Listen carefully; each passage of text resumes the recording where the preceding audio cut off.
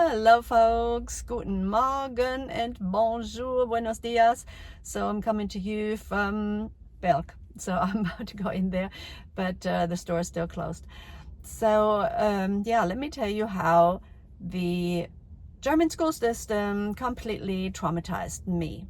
So this is one of the reasons that I'm nice to my students. I would never be mean to them. It's just not in me to ever be mean to a student. So I'm very careful when I correct students, when they speak, when they pronounce, and I always tell them, please don't take it to heart when I correct you. Like some of them still after 2 weeks can say bonjour correctly. But yeah, I'm not mean to them, but I'm definitely not mean about it. So we just keep doing it and doing it and doing it, and eventually they'll all get it. But anyway, the German school system traumatized me for life. Yeah, it all started in the first grade. So in Germany, we didn't have school buses. So what that means is you had to take the public bus. And so you had this big bus pass that you had in a lanyard around your neck. And so you were able to use the bus to go to school. It was like 5-6 stops from my house. And well, to even get to the bus stop, we had to walk like a really long way. And so there was this shortcut where you could go down a hill, like you had to literally jump over a fence and then go down the hill. And one time I actually scratched my hand, had like a deep wound from the fence. And yeah, I didn't die, but that was crazy. But yeah, I just thought about that. Yeah, so when it would rain, you can go down we called it the Böschung. You couldn't go down the Böschung, you had to go the long way. And yeah, that was fun.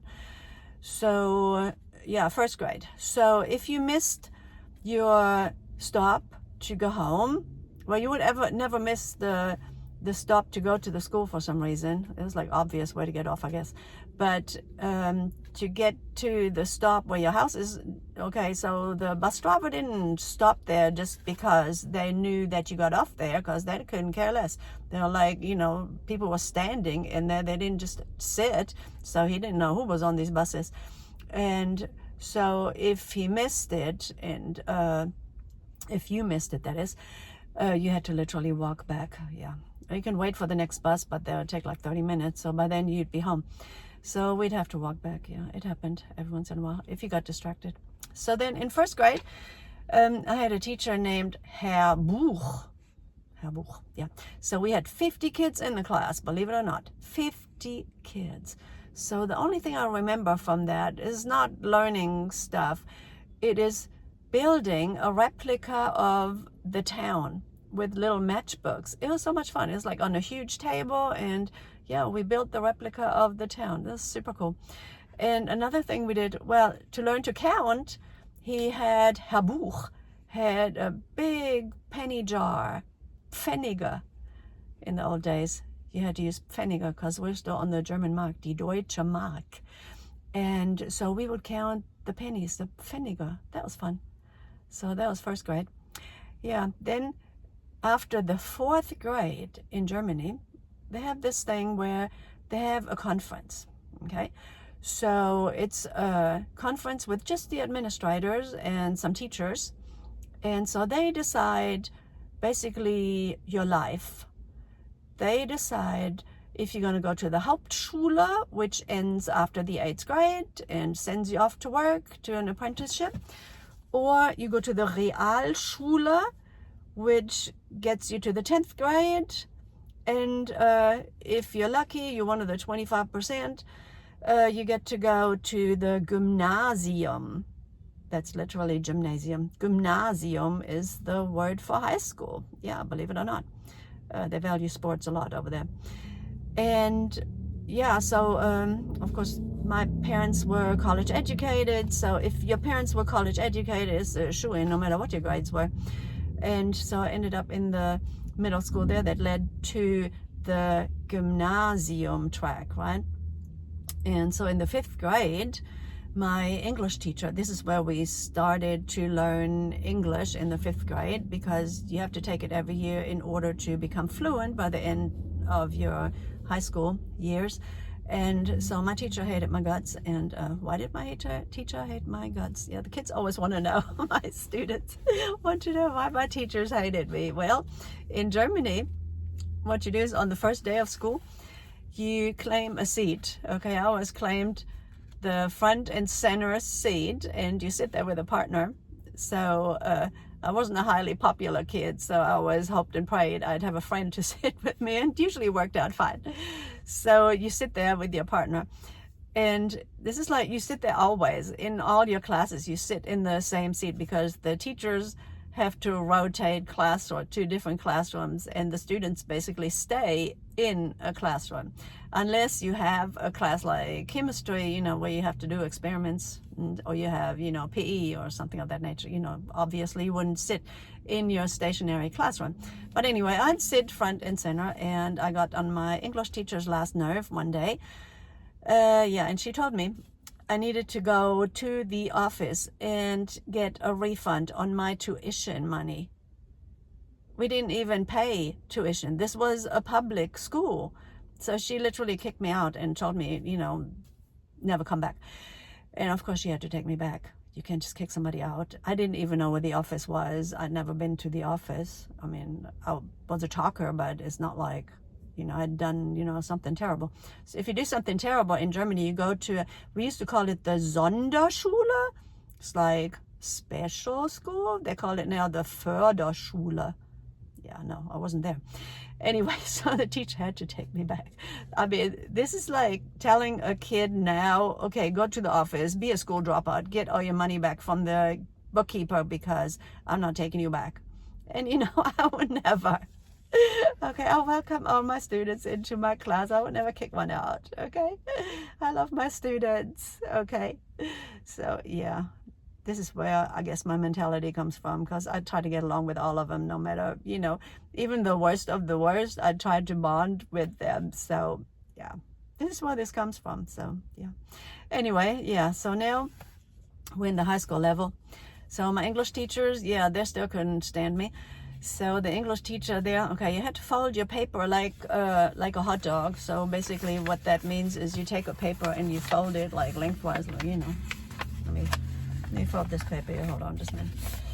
Okay, like this here, okay? Okay, so then the student would write on one side and the teacher would go on there with a red pen and write the corrections. And so when you get your paper back, it's like totally red. Like, according to them, you couldn't do anything right, apparently. I mean, honestly, thinking back, was it really that terrible?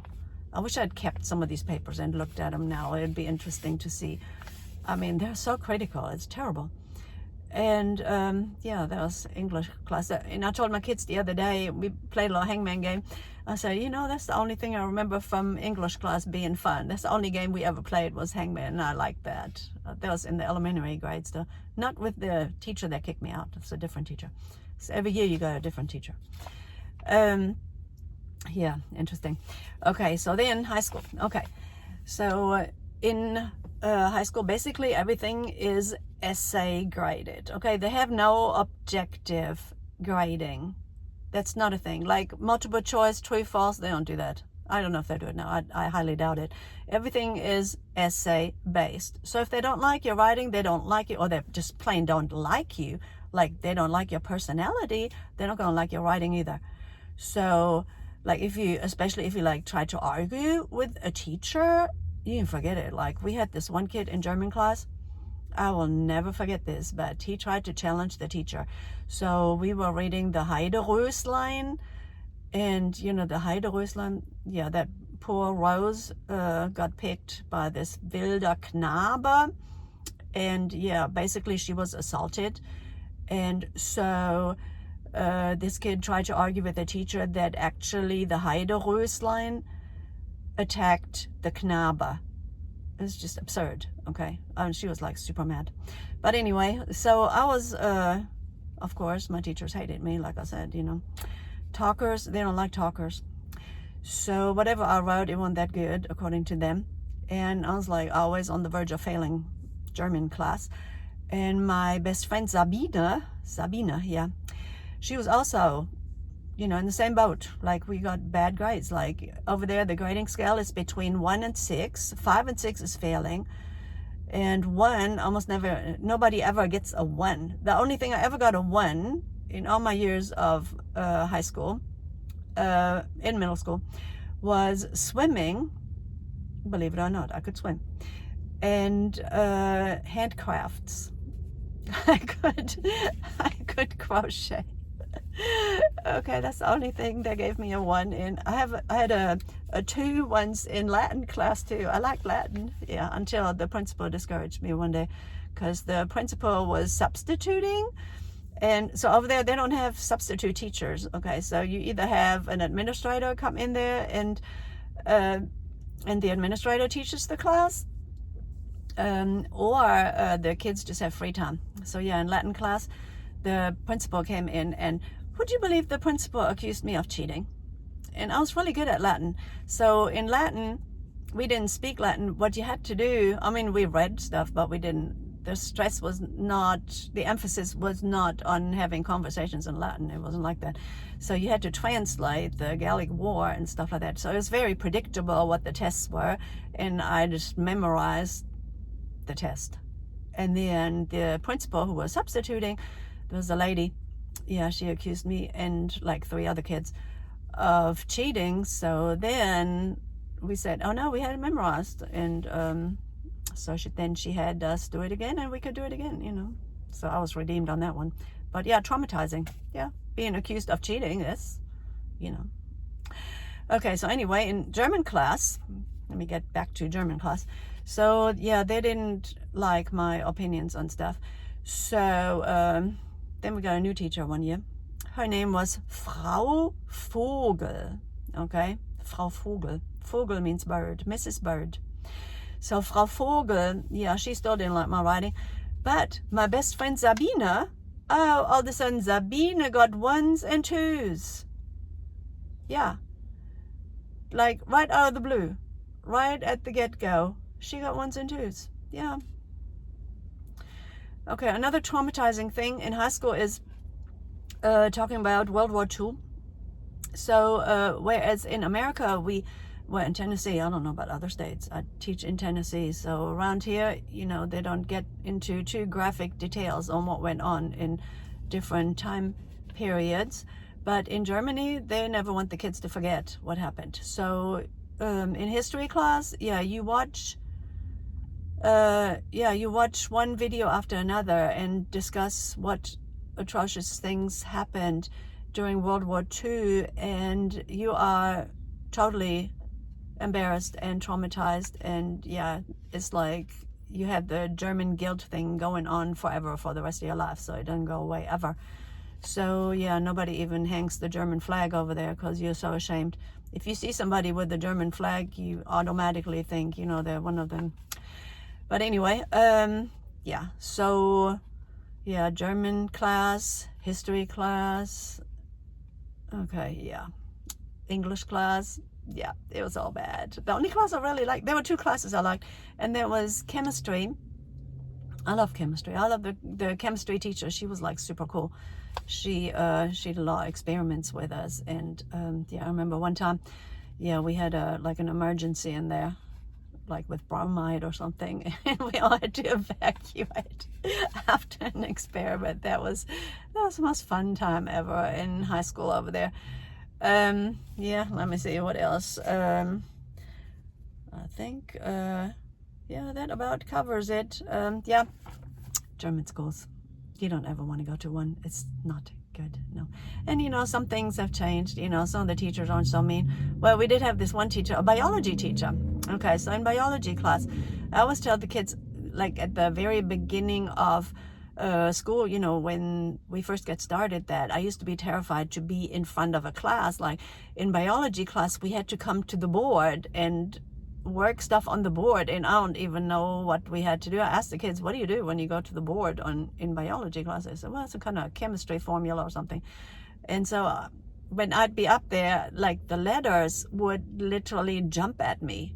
I was that nervous. All the kids staring at me, and oh my gosh, I was like traumatized. But anyway, this lady, she was trying to be nice. So we called her by her first name. So it's not a thing in Germany. It's not in America either.